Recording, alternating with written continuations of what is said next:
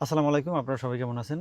HSC পরীক্ষার্থীরা যারা তোমরা বিদেশে যাওয়ার স্বপ্ন দেখতেছো, যদি সেটা হয় জাপান, তাহলে আমি জাপানের বিষয় নিয়ে কথা বলবো, বা অন্য কান্ট্রিও হতে পারে। যদি যারা এইচএসসি পরীক্ষা এবার দিচ্ছ এবং রেজাল্টের জন্য ওয়েট করবে, এখন থেকে হয়তো রেজাল্ট 2 মাসের মধ্যে বের হবে, তো অনেকেরই স্বপ্ন দেখতেছে জাপান যাবে, কেউ আমেরিকা যাবে, কেউ অস্ট্রেলিয়া যাবে, কেউ কানাডা যাবে, বিভিন্ন দেশেই যাবে। তো অনেকের স্বপ্ন ভালো। আমি মনে করি বাংলাদেশ থেকে প্রাইভেট ইউনিভার্সিটিতে, পাবলিক ইউনিভার্সিটিতে কোনো রকমে অনার্স কমপ্লিট করা থেকে বিদেশে যেয়ে 4 বছর 5 বছর সময় দিয়ে নিজেকে তৈরি করে এরপরে কোনো কিছু করা অবশ্যই নিজের জন্য ভালো। তবে যারা জাপানে আসবা তোমরা, তাদের জন্য আমার কাছে স্পেশাল একটা বিষয় আমি আলোচনা করছি। সেটা হলো, যাদের তাড়াহুড়ো নাই, খুব বেশি তাড়াহুড়ো নাই যে আমি একে স্কুল শেষ এইচএসসি পাশ করার সাথে সাথেই বিদেশে যেতে হবে, তারা বাংলাদেশে এই যে এখন মনে করো এইচএসসি পরীক্ষা শেষ তোমার, তুমি এই মাসের মধ্যেই তুমি এইচএসসি তুমি অনার জাপানিজ ল্যাঙ্গুয়েজ কোর্সে ভর্তি হয়ে যাও। তুমি যদি এখন জাপানিজ ল্যাঙ্গুয়েজ কোর্সে ভর্তি হও, তাহলে তুমি 2027-এর 2028-এর এপ্রিল সেশন ধরার টার্গেট করতে হবে।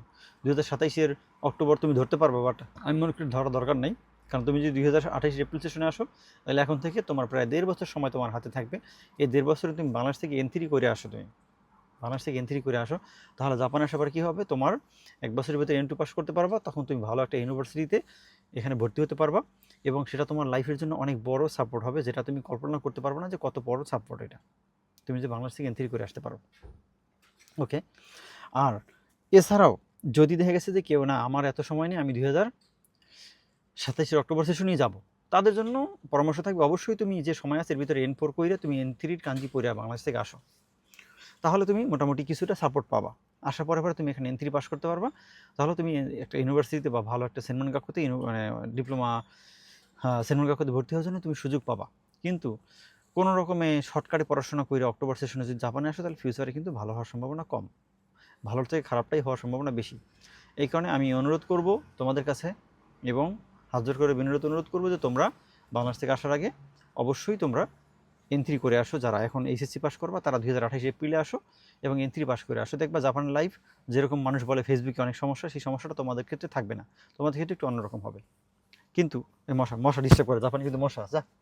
তো কিন্তু তুমি যদি কোনো রকমে পাশ করে চলে আসো, তাহলে কিন্তু জাপান লাইফ মধুর থাকবে না, তখন অমধুর হয়ে যাবে, ঠিক আছে?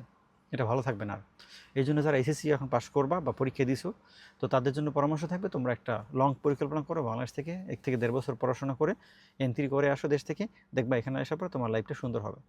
তো আর অবশ্যই আমি মনে করি যে যারা বিদেশে যেতে চাও, তারা এখন থেকেই প্রস্তুতি শুরু করো। একটা পাবলিক ইউনিভার্সিটিতে, মানে যে কোনো একটা প্রাইভেট ইউনিভার্সিটিতে, পাবলিক ইউনিভার্সিটি যেখানে হোক, তুমি ভর্তি হও। মানে একদম পড়াশোনা বাদ দেওয়ার দরকার নেই, ভর্তি হও। পাশাপাশি বিদেশের জন্য ট্রাই করো, আইএলটিএস করতে পারো, জাপানিজ ল্যাঙ্গুয়েজ শিখতে পারো, যেটাই শিখো যে কোনো একটা দেশের জন্য প্রস্তুতি নাও। আশা করি ভালো কিছু হবে ইনশাল্লাহ। ভিডিওটা বেশি বেশি শেয়ার করবেন আপনারা সবাই, আর সবাইকে দেখার সুযোগ করে দিয়ে। আল্লাহ হাফেজ, ভালো থাকুন।